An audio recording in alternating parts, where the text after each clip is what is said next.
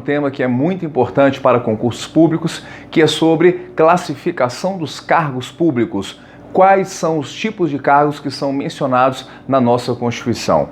Eu sou Gustavo Scatolino, professor de Direito Administrativo, autor aí de alguns livros para concursos públicos, dentre eles o nosso Manual de Direito Administrativo da editora Juspódio. Também sou servidor público da carreira da Procuradoria-Geral da Fazenda Nacional. Vamos então tratar do assunto que é a classificação dos cargos. Quais são os cargos que estão na nossa Constituição, pessoal? Olha só, nós temos aí os cargos chamados de cargos vitalícios. E aqui a gente vai colocar numa ordem que é uma ordem que dá a maior garantia de permanência naquele cargo. Começando então pelo cargo que é o cargo vitalício, é o cargo que dá a maior garantia de permanência no cargo porque ele tem a proteção com a vitaliciedade. Uma vez que ele se torna vitalício, só perde o cargo mediante decisão judicial transitada em julgado. É o único caso. Nem por processo disciplinar ele pode perder esse cargo dele. E quais são os cargos vitalícios? São aqueles cargos que estão mencionados na nossa Constituição Federal. É a Constituição Federal quem faz a criação de cargos vitalícios, viu, pessoal? Constituição estadual não pode fazer isso, muito menos lei que está abaixo da nossa Constituição. É só Constituição Federal. Esses cargos são os cargos hoje, cargo de juiz e o cargo de promotor. Então, o cargo de magistrado e cargo do membro do Ministério Público são cargos que estão na Constituição como cargos vitalícios. E nesse caso, quem ocupa tal cargo só pode perder em razão de sentença judicial transitada em julgado.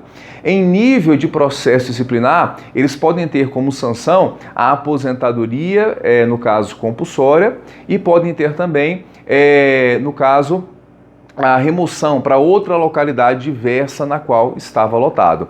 E o cargo vitalício, ele adquire a vitaliciedade, pode ser no ato da posse, que é o caso de ministro do STF, ministro do STJ e de tribunais superiores em geral, ou então no caso de juiz de primeiro grau, por exemplo, ele vai fazer o concurso, vai ser nomeado, toma posse, passa pelo estágio probatório dele de 2 anos e depois ele tem a sua vitaliciedade declarada pelo tribunal.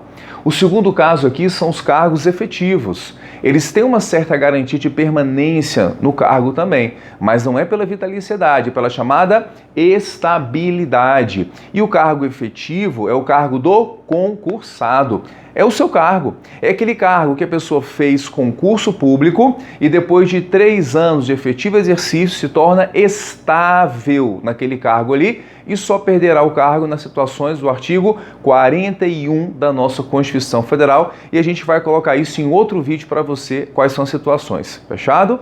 E o terceiro caso de cargo que a gente tem aqui na nossa Constituição são os cargos em comissão, que ele não tem nenhuma garantia de estabilidade, que são os casos do artigo 37.5, que é cargo em comissão de livre nomeação e livre exoneração. Eu posso colocar quem eu quiser e posso tirar também quem eu quiser. E se eu quiser tirar a pessoa por simples exoneração, não precisa nem de processo disciplinar. Basta falar, exonero fulano de tal do cargo em comissão, no dia seguinte a pessoa está fora. Então são cargos aí de natureza especial, ministro de Estado, cargos de subsecretários e vários cargos em comissão de direção, de chefia e de assessoramento que possam criar os cargos em comissão e as funções de confiança. E olha só um detalhe. A Constituição, no artigo 37.5, fala da função de confiança, que é exclusiva para servidor de cargo efetivo, que é o concursado, e o cargo em comissão, que é para qualquer pessoa. Mas a lei tem que reservar um percentual de servidores daquela carreira para ocupar os cargos em comissão. E lembrando que tanto os cargos em comissão quanto a função de confiança é só para quê? Função de direção, função de chefia e função de assessoramento. E lembrando também da súmula vinculante número 13 do STF, que veda que, no caso, parentes de até o 3º grau ocupem cargos de comissão e função de confiança. E ainda vai vedar as designações mediante ajustes recíprocos. Mas, para poder explicar a súmula vinculante 13 do STF, vai ficar para um próximo vídeo. E para fechar então, pessoal, e os temporários? Aquele que ocupa uma função em razão de necessidade temporária de excepcional interesse público, ele ocupa cargo público, meus amigos? Ocupa cargo público? Ele não ocupa cargo, ele ocupa uma função pública, exerce uma atividade pública mediante remuneração, mas não tem um cargo para ocupar aquela função. Então os cargos são cargos vitalícios, cargos efetivos e os cargos em comissão. Temporário, não ocupa cargo, é só uma função remunerada. Então a gente fica nesse vídeo aqui com vocês, dá um like no vídeo se você gostou, compartilhe aí com seus amigos, faça comentários para que eu possa gravar outros vídeos para vocês entenderem mais o direito administrativo em geral e ficamos aqui e até o próximo vídeo.